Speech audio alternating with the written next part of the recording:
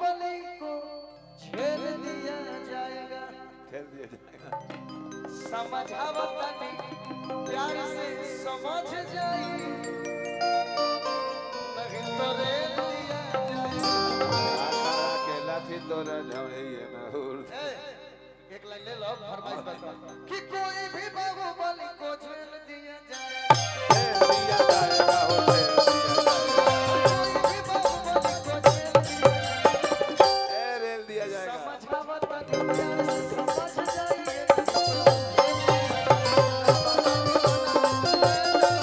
नहीं रेल दिया जाएगा, समझावतनी प्यार से समझ जाइए, नहीं तो रेल दिया जाएगा। रहो राह रेल दिया जाएगा।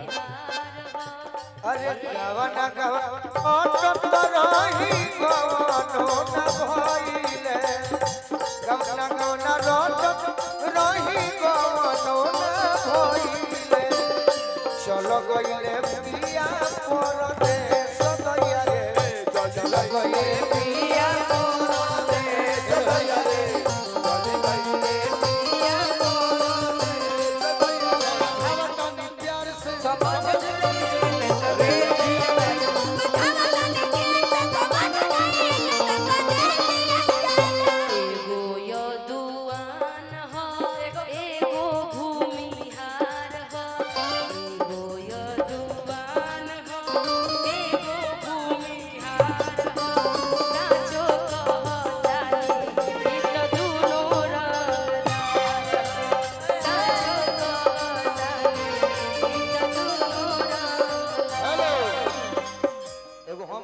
छोटा सा गाना दादा बबुआ का तोरे खर्च सुना के पैसा दे।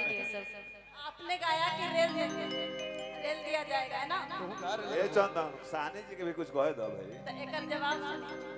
अरे कवना रंगदार के हो छुए के जोगाड़ बा, ए छू दे हम। क्या आमी छूबो आमी छू। आप काहे भाग रहे हैं? आमी छू देबो। तो काहे के भाग? अरे कवना रंगदार ने हो छुए के जोगाड़ बा, आमी छू देबो। नहीं के बुझा त कह हमरे ली अरे ला रे एक लाइन कहबे आगे एगो गाना हमहु कहले रुका कि भाई। चले ना यूपी बिहार मारे यार तोरे हो रंग दरबारे कि छो छो के हवे अरे गोलियां लेके मारेला ए मामा हट बाहुबलिया हो तू नलिया लेके चलेला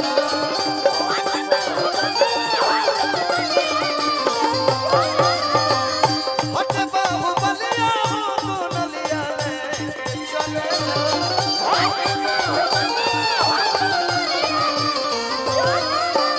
चलेला यूपी बिहार वाले यार तोर हो रंग दरबारे चलेला यूपी बिहार वाले यार तोर हो रंग दरबारे छो छो के हवे गोलियां लेके भाग छो छो के हवे गोलियां लेके भाग हेलो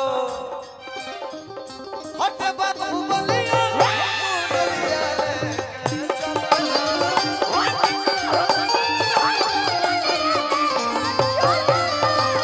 हट बाहुबलिया गोलियां लेके चलेला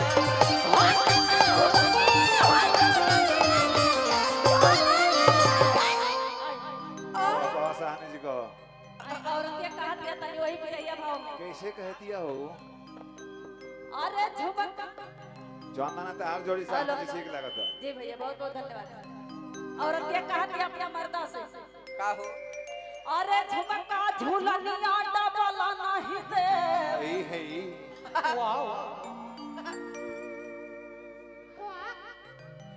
अरे झुमका झूलनिया डबला नहीं दे, अरे झुमका झूलनिया डबला नहीं दे, कसे दरिया पे राजा सताया नहीं दे, कसे दरिया पे राजा जी आज नहीं दे। मिला लो पहले मिला के बेसुरा हो वीआईपी पार्टी स्केल 45 लगाओ 45 गावे तो जना तो गावो लो भाड़ा लो नहीं याद ए कमाल पिया रसिया जवानी होता बसिया कमाल जवानी होता बसिया कमाल पिया रसिया जवानी होता बसिया कमाल पिया अरे ओई बो उठावे खातिर राजा जी हो लसिया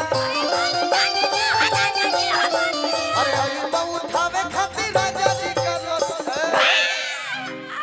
सुनी लइकाई से हमनी के चंदन यादव और गोलू राजा हाँ जी निशा उपाध्याय हाँ साथ में गावो तनी जा राउर भी आवाज अच्छा बा लेकिन तहारी है नु मन में श्रद्धा हुई का कि हमनी के सपोर्ट करी जा हां हां आवाज अच्छा बा तो तनी मिला के गावो इनका आवाज सपना वास्ते से मिला था हमनी के बड़का ना होई जा ना लेकिन शंकर भगवान के कृपा हो कि जेकरा पे हाथ पड़ल बा उ आगे गइल बा सही बात तनी मिला के गावो ना तो गइबू आ हमनी के निक ना लागी तो हमने के कैसे सपोर्ट करब हाँ जी ना भाई चंदन का सपोर्ट अरे कमाल पिया रसिया जवानी होता बसिया